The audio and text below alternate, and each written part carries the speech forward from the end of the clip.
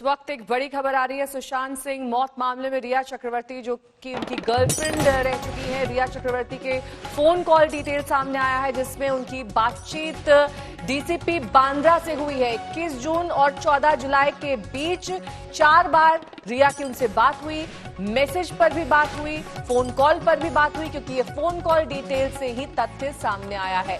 इस पूरे मामले में बड़ा खुलासा है। डीसीपी बांद्रा अभिषेक त्रिमुखे से रिया चक्रवर्ती की 4 बार बात हुई 21 जून और 18 जुलाई के बीच, और मैसेज पर भी दोनों का संपर्क हुआ है। ये रिया के कॉल डिटेल से सामने आ रहा है। दरअसल रिया के कॉल डिटेल्स भी खंगाले जा रहे हैं, किन किन से उनकी बातचीत हुई है। व्हाट्सएप डिटेल्स भी हैं जिसमें उनके अलग अलग लोगों से बातचीत के डिटेल्स भी अब खंगाले जा रहे हैं। मेरी सहयोगी अंजना इस वक्त तमाम जानकारी के साथ जुड़ गई है। अंजना, कॉल डिटेल्स में 4 बार बातचीत का जिक्र है, वो भी 21 जून से 14 जुलाई के बीच। बिल्कुल नेहा, 21 जून जिस दिन 28 सेकंड की बातचीत हुई है, ये कॉल रिया ने डीसीपी त्रिमुखे को किया था। डीसीपी बांद्रा वही जो सुशांत सिंह राजपूत की मौत के मामले में जांच कर रहे हैं। ये कॉल 28 सेकंड की है। अब आप अगर टाइम कीजिए तो मैं आपको 28 सेकंड में एक कॉन्वर्सेशन आपके साथ करती हूँ कि क्या आप रिया चक्रवर्ती बोल रही हूँ, मैं डीसीपी त्रिमुखे बोल रहा हूँ, मैं आपको जांच के लिए बुला रहा हूँ। क्या आखिर एक ऑफिशियल कैपेसिटी में एक डीसीपी किसी को इंटरोगेशन के लिए बुला रहा है, समन्स भेजता है, अगर आप फोन पर भी बातचीत करके बुला रहे हैं तो औपचारिक रूप से आपकी नॉर्मल कॉन्वर्सेशन कितनी देर की होगी।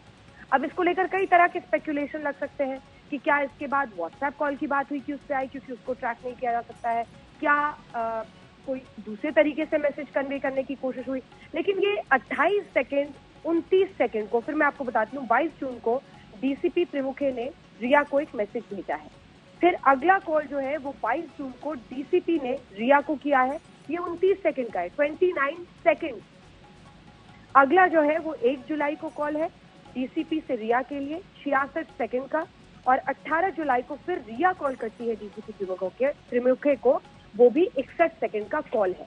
अब ये बताता है कि आखिर इस तरह के छोटे कॉल्स का क्या मतलब है। अगर आपने समन्स भेजे थे तो डीसीपी खुद क्या कॉल करके बातचीत कर रहे थे, उसके कन्वीनियंस के हिसाब से उसको बुला रहे थे। अगर बुला रहे थे तो आप 28 सेकंड्स में सब कुछ कन्वे कर दे रहे हैं। ये थोड़ा सा ऐसा है जिस पर कुछ सवाल पूछे जा सकते हैं कि 28 सेकंड में आखिर एक डीसीपी ऑफिशियल कैपेसिटी में क्या कुछ कन्वे कर दे रहे थे एक ऐसी महिला को जो कि सबसे करीबी और सबसे महत्वपूर्ण जानकारी जिसके जरिए मिल सकती है सुशांत सिंह राजपूत की मौत में, क्योंकि उनकी सबसे करीबी, उनकी गर्लफ्रेंड, जिनको लेकर इतना बवाल छिड़ा उसके बाद जब पिता ने कंप्लेन की, उसमें आपने सिर्फ 28 सेकंड, किस तारीख को ये कॉल किए गए, कितने अंतराल में कॉल किए, क्योंकि ड्यूरेशन तो आपने बताई है। 14 जून को सुशांत सिंह राजपूत की मौत होती है। उसके बाद पहला कॉल रिया से डीसीपी को जाता है 21 जून को। उसके बाद अगला कॉल 22 जून को है। फिर एक गैप है लगभग 8 दिनों का, और उसके बाद 1 जुलाई को डीसीपी कॉल करते हैं रिया को, और फिर एक गैप है 17 दिन का और 18 जुलाई को।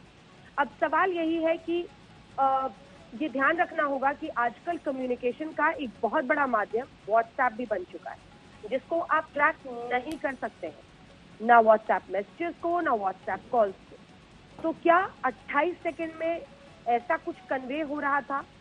ये अभी स्पेकुलेशन है और हम लोग एज एन ऑर्गेनाइजेशन कोई कंजेक्चर करना भी नहीं चाहते। लेकिन ये 28 सेकंड, 29 सेकंड, 60 सेकंड, 61 सेकंड कुछ सवाल तो पूछ रहे हैं।